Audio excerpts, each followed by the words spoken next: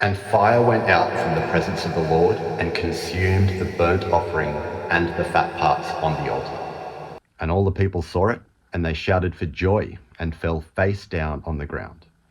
Then Nadab and Abihu, Aaron's sons, each took their firepan and put fire in them. Then they placed incense on it and offered unholy fire before the Lord, which he had not commanded them. And fire went out from the presence of the Lord and consumed them, and they died before the Lord. Being consumed by fire is bad, right? So those lines I did with the echoey voice, that same repeated line describes two events, two experiences of the same fire.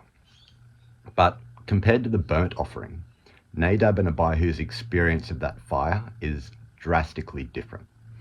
There are several differences, but there's two words in particular, two specific things that happen to Nadab and Abihu that do not happen to the burnt offering. We're going to ask what's the same and what's different.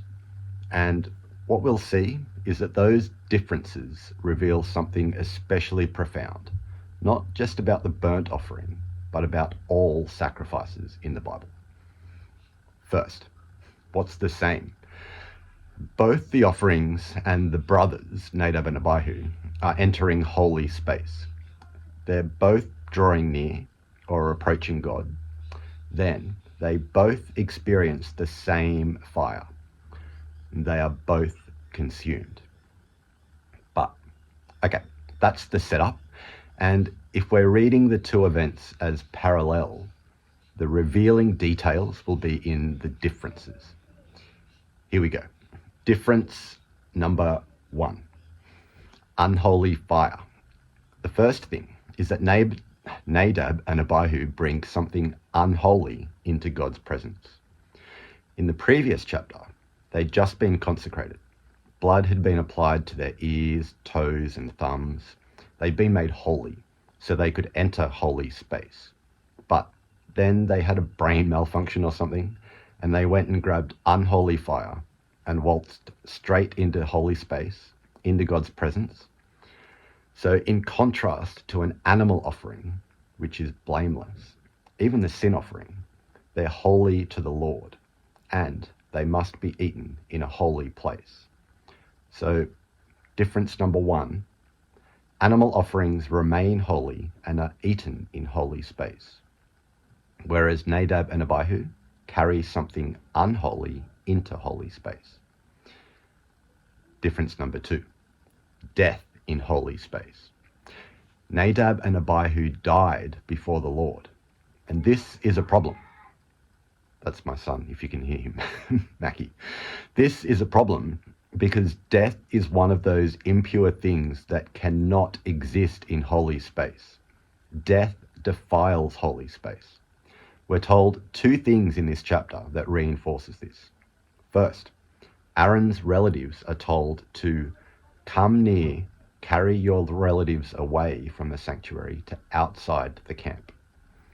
Their dead bodies had contaminated holy space, so they had to be removed. And their dead bodies are taken outside the camp, the same place anything impure, anything death-related is taken. Like the scapegoat on Day of Atonement carries all the impurity and sins of Israel on its head outside the camp. And this, right here, Nadab and Abihu's dead bodies defiling holy space, is the direct catalyst for the Day of Atonement.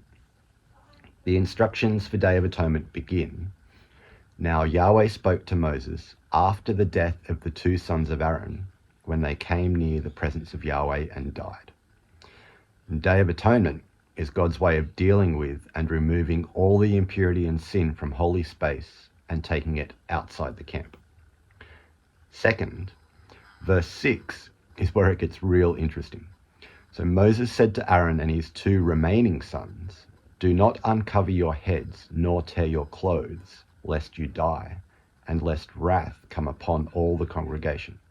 But your relatives, the whole house of Israel, may mourn over the burning which Yahweh has brought about." It sounds harsh, but actually what it means is don't do a mourning ritual. It doesn't mean don't be sad. It means don't perform a ritual that brings the remembrance of death into holy space. Because remember, death defiles holy space. The rest of the family, however, those outside, those not in holy space, they can wear mourning garments and they can mourn properly. So, difference number 2. In contrast to an offering that draws near, Nadab and Abihu's dead bodies are removed, taken away from holy space, like the scapegoat. And this idea is supported when we see that any ritual or remembrance of death is strictly forbidden inside holy space. Difference number 3. They died. Verse 2 says, and they died. Here explicitly, Nadab and Abihu died. And that's the same word God says to Adam and Eve when he says, if you eat of the wrong tree, you will die. But the thing is, that word never describes an animal for sacrifice. Not once. I've written about this in my book, but Leviticus quite intentionally avoids using that word die to describe what happens to an animal for sacrifice. If an animal was dying the death a human deserved, and Leviticus wanted to communicate that, you'd think Leviticus would communicate that the animal was dying. But an animal sacrifice is never described as dying or dead. Similarly, in Leviticus 16:1, it says, the Lord spoke to Moses after the death of the 2 sons of Aaron. And again, Leviticus never mentions the death of an animal for sacrifice, nor is it ever referred to as a dead body. There are Hebrew words for corpse and carcass, but again, an animal offering is never called a corpse or a carcass. Basically, Leviticus is careful to use language that shows that animal offerings don't die the same way Nadab and Abihu do. We'll get to it soon, but in Leviticus, the emphasis isn't so much on the death of the animal, but it's on the ritual transformation of the offering. Difference number 3. Nadab and Abihu explicitly die. Animal offerings are never described as dead or dying.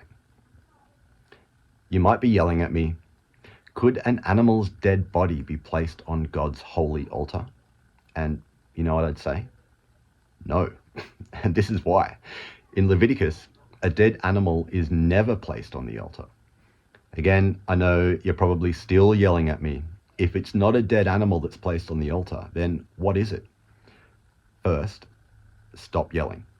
Second, in Leviticus, what is placed on the holy altar is always called an offering, or simply the pieces, essentially portions of meat. What's that? Oh, okay. Thanks for yelling. Thanks for not yelling. What happened to the offering? If it doesn't die, what happened to the offering? Good question. It's transformed. And that is the next difference. Difference number 4, burning.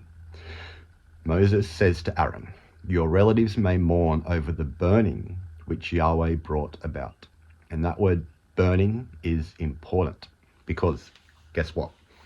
Just like an animal offering doesn't die, offerings on the altar don't get burned. Even the burnt offering doesn't get burned. Confusing, I know.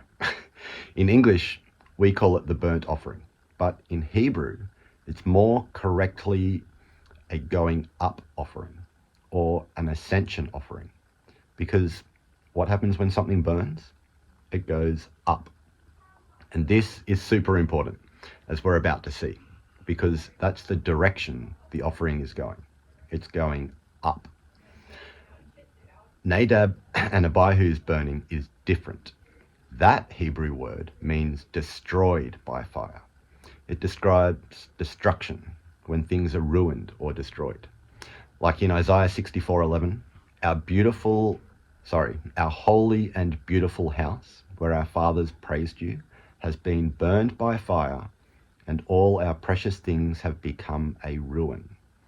And Deuteronomy 29:23, all its land is brimstone and salt, burned debris. This is not what happens to an offering on the altar. because an offering is not destroyed. An offering is transformed into something else. Jacob Milgram is a Jewish scholar who wrote a massive 3-volume commentary on Leviticus, which is probably the definitive work on Leviticus. And he says that in Leviticus, the offering is not destroyed, but transformed into smoke, sublimated, etherealized. Often our Bibles say that an offering is offered up in smoke, but it's probably more accurate to read it as offered up as smoke. So what Milgram is saying is that it's less a transportation and more a transformation. The offering on the altar becomes smoke. Just like the Hebrew word for spirit is ruach, which means breath or wind, well, smoke in the ancient world was considered a spiritual substance. Smoke is like a metaphysical substance. That's Mackie again. Smoke is like a metaphysical substance that can disappear into the spiritual realm. And this is why still today we use incense when we pray. It's like sending something into the spiritual realm. So an offering turned into smoke can now move into the spiritual realm. As smoke, the offering ascends into the heavens, where it's received by God as a pleasing aroma. So difference number 4, Nadab and Abihu were consumed by fire and their bodies were destroyed by it. But a burnt offering is transformed by fire and ascends into heaven. Okay, as a conclusion, so if an animal offering conceptually doesn't die and it isn't destroyed by fire, the language Leviticus is trying to communicate, it's that the act of sacrifice is more like a transformation from one kind of existence to another. I wonder, did Nadab and Abihu end up in God's presence? I think they probably did, but more importantly, I think that's the kind of question this story wants us to wrestle with. Was the fire from God a punishment? Was it painful? Is the process of removing impurity a painful experience? Perhaps that depends on how tightly you're holding on to the impurity, or how much the impurity has gotten inside and infected you. What if God's fire is a purifying fire? The holy offerings on God's altar didn't contain anything impure. They were specifically unblemished. So perhaps when an unblemished offering encounters God's fire, there's nothing impure that needs to be burned away and destroyed. Nadab and Abihu, on the other hand, were literally holding onto something unholy and impure. And it's possible that their motives were also impure. So when they came into contact with God's fire, there was a load of impurity to be burned away. This is something that Paul alludes to in 1 Corinthians when he says, "Fire will test the quality of each one's work. If anyone's work is burned up, he will experience loss, but he himself will be saved, but only as through fire." In Leviticus, everything in holy space was purified with blood. The altar, the tabernacle, the mercy seat, the priests themselves, they were all sprinkled with blood, removing impurity, which meant that they could now exist in God's presence. Because God's presence is a purifying presence. Hebrews 12 talks about temporary things that will be shaken and removed. It says, "Therefore, since we are receiving a kingdom which cannot be shaken, let us offer to God acceptable worship with reverence and awe. For our God is a consuming fire. Let brotherly love continue. Don't neglect to show hospitality to strangers." And it goes on. So that had always seemed like a sudden change in topic to me, talking about things that cannot be shaken, and then suddenly our God is a consuming fire, let brotherly love continue. Like, where'd that come from? But now with context, I've lost my place. But now with context, suddenly it's less of a jump and more like the obvious next step. Some things will pass away. Some things, when they experience God's consuming fire, will be removed, destroyed. But pure things, brotherly love, hospitality to strangers, these things will remain.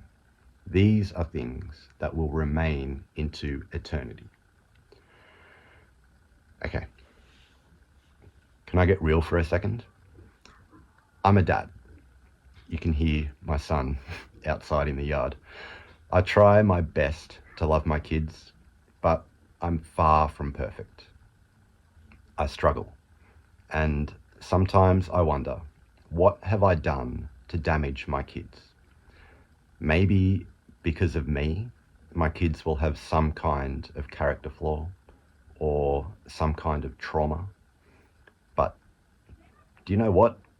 When my kids encounter God, when they encounter his purifying presence, all of that will be removed.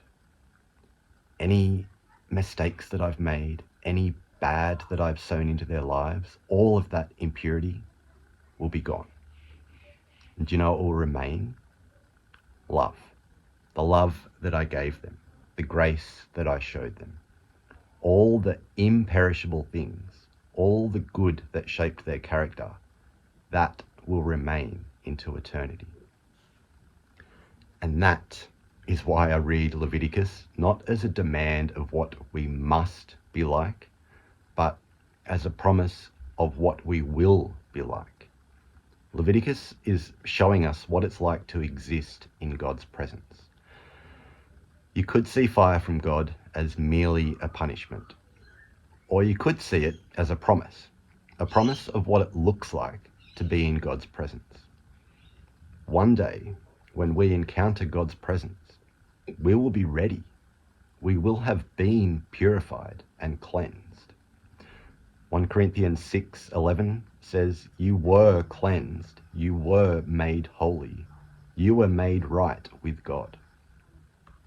On that day, when we encounter God's presence, there will be no more impurity. When we are living in God's presence, impurity will not exist. No evil, no greed, no failures, no sin, no sickness, no yelling children, no cancer, no depression, no death. And you know what? We have a purification that's better than the blood of bulls and goats. We have better blood, eternal lifeblood. Lifeblood that not only purifies, it heals. For if the blood of goats and bulls and the ashes of a young cow sprinkled on those who are impure consecrated them, it made them holy, and provided ritual purity, how much more will the blood of Christ, who through the eternal Spirit offered himself without blemish to God, purify our consciences from dead works to worship the living God?